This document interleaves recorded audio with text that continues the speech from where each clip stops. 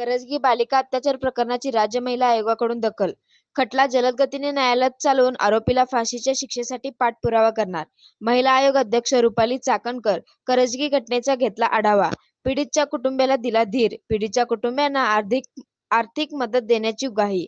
जिल्हा सांगली जत तालुक्यातील करजगी येथील बालिका अत्याचार प्रकरणाचा खटला जलद गतीने न्यायालयात चालवून आरोपीला फाशीची शिक्षा मिळण्यासाठी पाठपुरावा करू.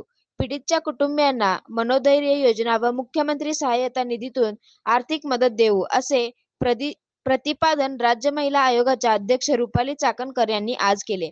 करजगी येथील घटनेच्या पार्श्वभूमीवर पोलीस स्थानक उमदी येथे बैठक घेऊन संपूर्ण घटनेचा आढावा घेतल्यानंतर त्या बोलत होत्या.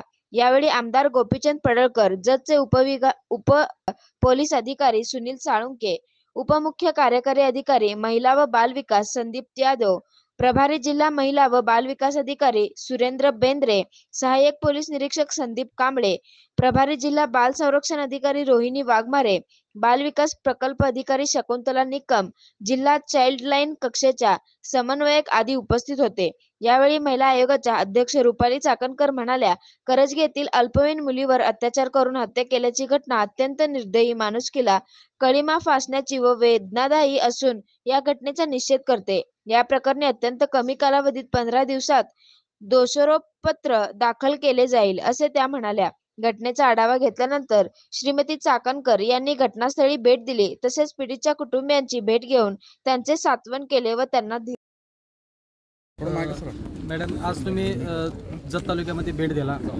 कुटुंब संवाद साधला. नेमकं ही जी घटना जे घडायला नको ती घडलेली आहे, मग ते ह्या संदर्भात महाराष्ट्र शासन व महायुती सरकारमध्ये असे प्रकार घडत आहेत. परत काल आणि लागोपाठ दोन प्रकार ह्या महाराष्ट्रामध्ये घडलेत. ह्याबद्दल काय? 6 तारखेला जतमध्ये अल्पवयीन मुलीवरती अत्याचाराची घटना घडली. त्यानंतर तिचा खून करण्यात आला. अतिशय निर्दयी, माणुसकीला काळिमा फासणारी वेदनादायक अशी घटना. या घटनेचा मी जाहीर निषेध व्यक्त करते.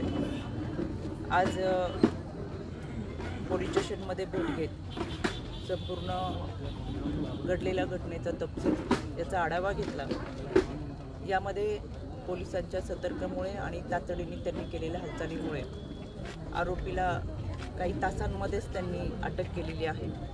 FIR दाखल करण्यात आली.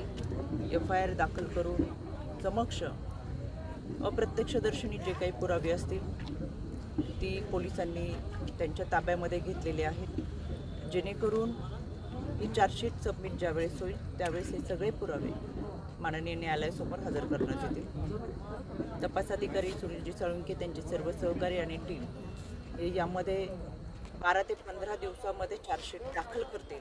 आणि मला असं वाटतं महाराष्ट्रामध्ये अत्यंत कमी कालावधीमध्ये चार्जशीट जी दाखल केली जाईल ती या घटनेच्या संदर्भात. यामध्ये संबंधित कुटुंबियांना मनोधैर्य योजनेच्या अंतर्गत आणि तसंच मुख्यमंत्री सहाय्यता निधीच्या अंतर्गत आर्थिक मदत केली जाईल.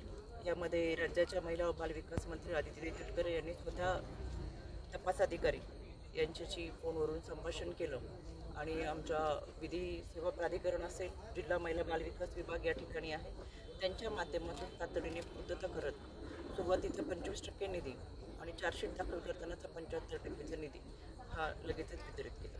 महायुती सरकारमध्ये लाडकी बहीण सुरक्षित आहे असं काय तुम्हाला वाटतं का? देशामधील सर्वाधिक कठोर कायदे हे महाराष्ट्रामध्ये आहेत. गेली 2-2.5 वर्षाच्या कालावधीमध्ये महिला सुरक्षितेसाठी ठोस अशी पावलं ही महायुती सरकारकडून उचलली गेलेली आहे. यामध्ये लाडकी बहीण योजना ही महिला आर्थिक सक्षम व्हाव्यात यासाठी सरकारने सुरू केली. त्याचबरोबर 1 जूनपासून केंद्र शासनाने BNS भारतीय न्याय